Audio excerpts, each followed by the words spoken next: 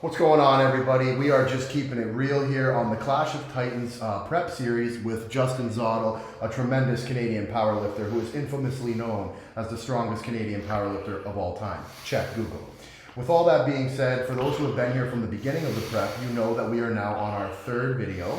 And as we go through these videos, we make a very good effort to connect them all and make things very transparent moving forward. With all this being said, what are we looking at today? So today we have a lighter variation of deadlift. So when we're in this phase of our prep, I can't go heavy every day, every week, right? So what you guys will kind of notice is a trend of 1 week I'll squat heavy, so we did that this week, and I'm going to deadlift light.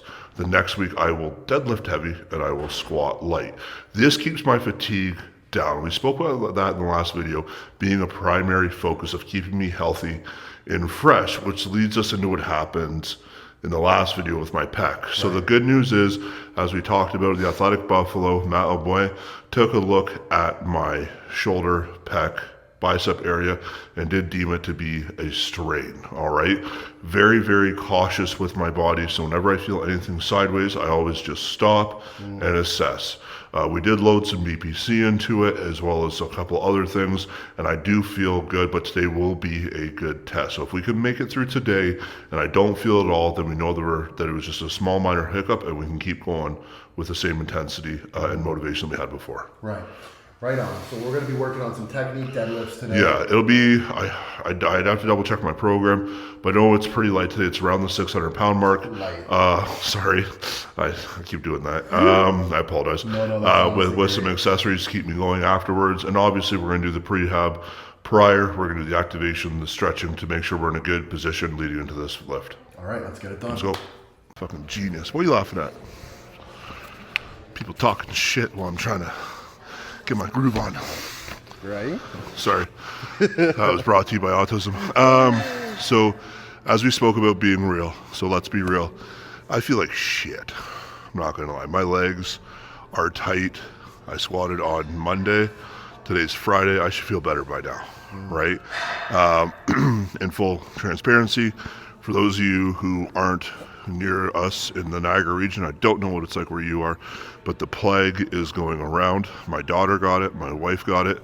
Somehow, knock on wood, I still don't have it, but I'm sure I'm fighting it, right? So that's probably why I feel so shitty, and what definitely contributed to my pec and my groin kind of getting a little bit strained, right? So today, we're deadlifting. I need my legs to work, I need my back to work. So I'm going to be doing a little bit extra stretching on my lower body. We'll have to get a line over here to help me with that, just due to immobility issues. So this one will be a little bit longer in terms of what I'm going to be doing rehab-wise. And that's what we spoke about last time. If you're feeling shitty, right, and you're feeling like you can't fire and that you're tight, take your extra time warming up, right, or you have the risk of making it worse if you just hit it cold. Yeah, wise words. So let's get going. Let's keep going. On the ground. That was cool. All right. So honestly, we did it last time with bench, and we were talking about, that T-spine extension, right? We want to get up for our arch. Now I'm going to do the same thing here. I need to keep my back moving. I don't want my back to move necessarily like pull my chest up into abdominal extension when I'm deadlifting, right?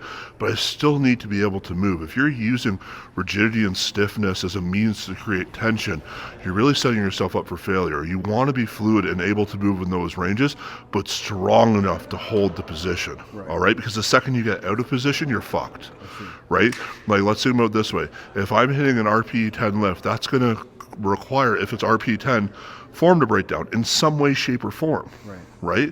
So if I'm always used to just being in a super tight position and then all of a sudden I lose that position and I don't have the ability to get back, you're in a really bad spot. So we're going to be loosening our upper and lower back today the same way we did it on the last bench video. Okay. Traffic jam. Oh, like I said, feeling like shit today. My hips need attention. I'm currently looking up at where John lost another sandbag. Yeah, so for our viewers, I'm going to show you what our gym owner, very mature and... Could you actually run a highlight clip of him fucking up with sandbags? Yeah, why not? The one where the girl nearly killed herself with the one around the neck. You know what? Yes. If you actually listen to him talk about that moment, when he jumps in that video, he told me he felt like he was moving the fastest he's ever moved. He didn't move an inch. He was just stuck in position, which is the funniest part of that video, I think. Yeah, we're going to include that video amongst others to show you how sandbag. What about the one where he got it stuck on the light the other side? I forgot about that.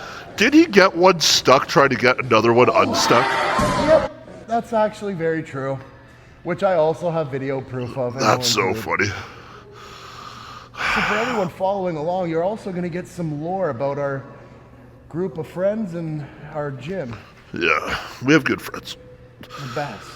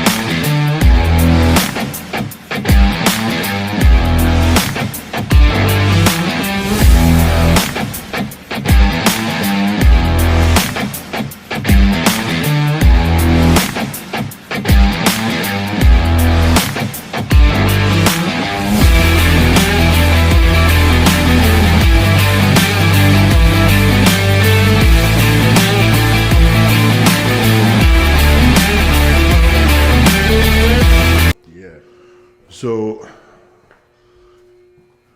at a certain point in time in your life, you're going to buy things that you don't need, but it's nice to have. And the one thing for me that I always make sure I do is I practice on the equipment I'm going to be playing with. So, Clash of Titans, they are using Cerberus products, my former sponsor.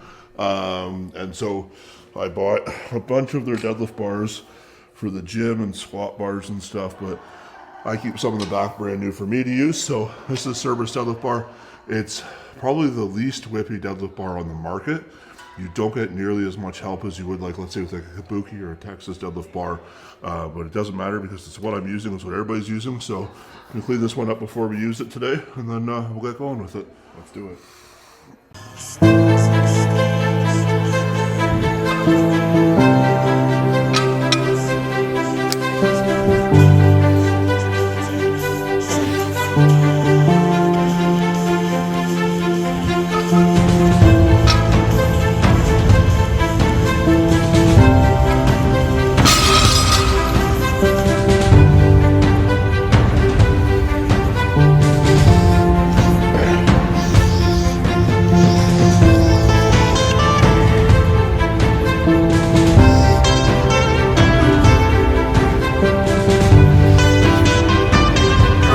Let's go.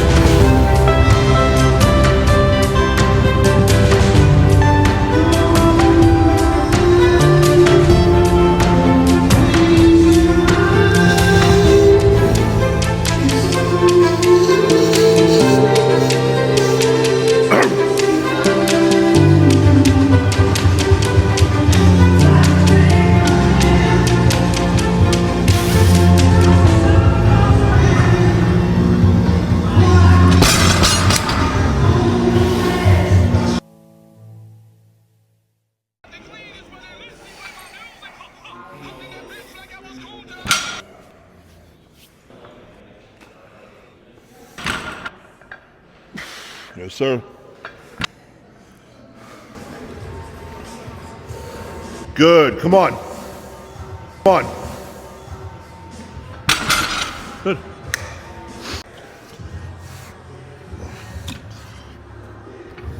All right, guys, so now that the fun is up, we are on to the accessories, and this is arguably even more important. What's up, Toby?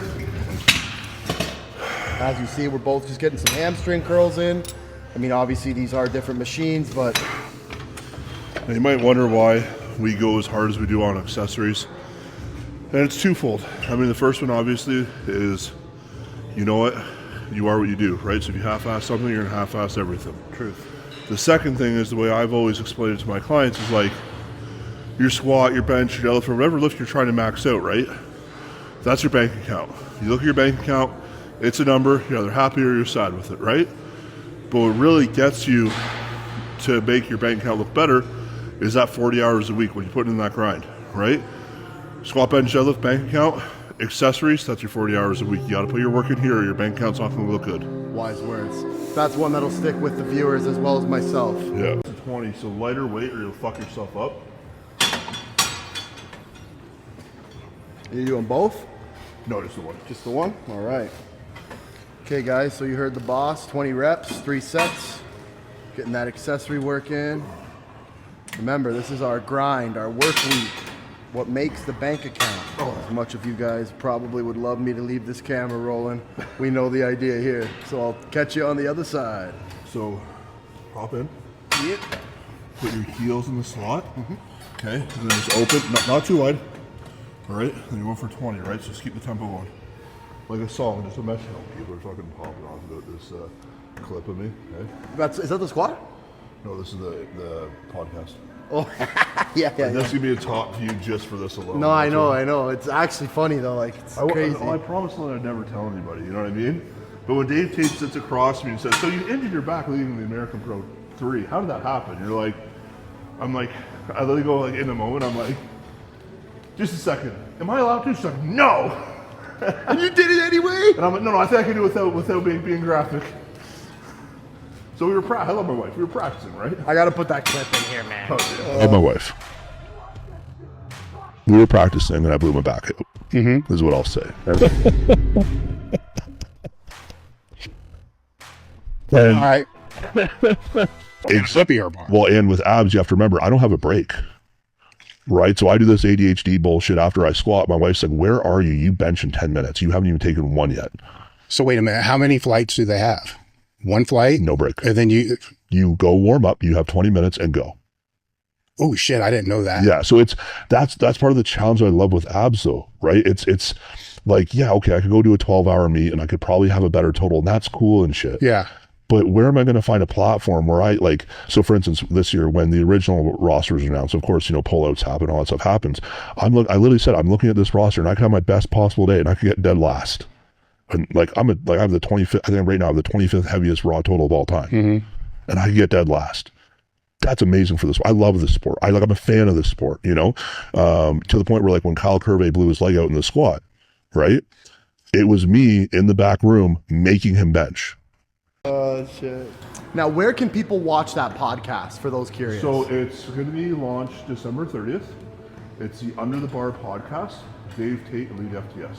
Okay, thanks. I'm going to make sure I put some details of that in the video and people can stay tuned. Awesome. My personal perspective of being here on the ground, I noticed that Justin is actively talking to his coach, Andy, and looking in the videos to make sure that he's where he wants to be. So how are you feeling today, man? How did it go? I mean, you guys kind of saw it. I was extremely stiff, right? We had the 4 singles at the 600, which was all technical work, and each single got better, but my hips were tight, and even though we did that whole warm up, right? So once again, guys, that big focus on the recovery aspect is huge, right? So I'm gonna do a little bit of stretching after this video and kind of try to get myself loose again, right? Because you do get tightened up, right? Like I feel like my TFLs are tight, my quads are tight, my calves are pretty tight right now. But like I said, it's all about that. So when I'm going through sessions like this, and yes, it is light. Like I mean, on my last other session, I deadlifted over 800 pounds. Say it's only 600 pounds, right? The danger in going to these sessions is not taking it seriously, right? Any of these weights can hurt you. 135 pounds can hurt you, you know? So you have to come into these things and really think like, hey, listen, I need to make sure that I'm on it today because this weight could humble me very quickly, you know? And you kind of said after my first rep, I was very tight. I could barely get in my start position and it hurt. It hurt my back going up. It hurt my legs going up. So I had to kind of regroup and say, okay, what do I need to do to get better? So there's a little bit of stretching, a little bit of mobility that went in between that, a little more activation, and then it got better and better each and every rep. So don't just take one bad set as, hey, this is how the rest of the workout's going to go. Use that data, figure out where you're feeling off, and fix it before your next set. Yeah. No, and you know what? I even find that apparent with my coaching that comes from you as well. Is like, we'll take something and actively kind of stop our tracks and fix that to make sure that we continue to build forward, right? If you have the opportunity to fix something and you know you can make it better, why not do that then? Don't be pig-headed and just say, okay, I need to deadlift again because I'm fired up. Pull yourself out of it, right? Like if you have to get quote-unquote fired up for the entire duration of your top sets and deadlifts and all that sort of stuff, you're going to burn out very quickly and see a very big decrease in production quality and execution in your technique by the final set. Whereas if you can turn it on and turn it off quickly, you can have those intelligent conversations that give you a perspective like, hey, listen, my hip's really tight. We need to go stretch it out right now before my next set. And then when you hit that next set, it's like, okay, this is so much better. Let's go again. Right, right. The one thing I want to touch on is, you know, we've really emphasized and focused on that this is the road to the Clash of Titans. But for a lot of you that know about our story, which will come out more in the future, there's a lot of videos of my beginning journey with Justin and Team Zottl when I learned how to deadlift for the very first time. Now, all of... Let's go! Open up! Knees! Up, up, up, up! Down. Boom. Let's just do some math. It's 500 pounds. Shut the fuck up, Swear to really? God. Swear to God. 500-pound motherfuckers, you've got a warning, baby. I'll pick your ass up. Let's roll. Shit. Oh, man. Frank's coming after that Man, big bitch. are you kidding? Is that actually Swear to 500? God, swear to God, swear to God. Four blues is 495 plus 2.5 is 500. Yo, I would have never been okay doing that if y'all said anything. Fuck, that's nuts. That's why we're like, oh, just put a blue on. We're not telling you how much Oh it my is. Just put a God, blue on. that's so fucked up. Yeah, how's your plate back? That's why I'm like, shut up, don't talk to him. Holy shit. I literally have not deadlifted like ever. Okay, Like, so now come on back. Come on back. Let's level with you, okay? They're fake plates, no, I'm kidding. No, I'm kidding. Okay, so what was good about that, right? You did a really good job. You tried really hard. You did everything we asked you to do. For a first-time deadlift, today's a success, right? But if we're going to be real, which is how we're going to get better, right? I wouldn't give you that lift on a competition. Your knees weren't locked out, your hips weren't through, and you didn't hold enough at the top. Yeah. But today's your first fucking day. yeah. And you're already smashing 500 pounds, right? So where the growth for you, honestly, is going to come in is going to be technical accessories to make this movement stronger, but also working in the weight range of the 365. Now, all of those videos show that through that progress of the beginner stage, it led me to a point of which I was starting to cross a threshold of becoming more familiar with the powerlifting sport. However, life comes in the way. And for all of you who know how adamant I am about building my media business, I had faced some tremendous struggles that a lot of coaches most likely would have abandoned me through. Justin and his wife stood by me, and even more so doubled down. And today you can see that the outcome of that is I'm back in the mix. I'm getting the lifts and I'm feeling good. And I want you guys to understand that this series is more than just a testimony to the greatest of all time in the work ethic, but to how that trickles down to the people around him and how as a group we all prosper. So join the cause, subscribe, and feel the same benefit as this energy will transfer through to you. God bless you all, and I'll see you in the next one.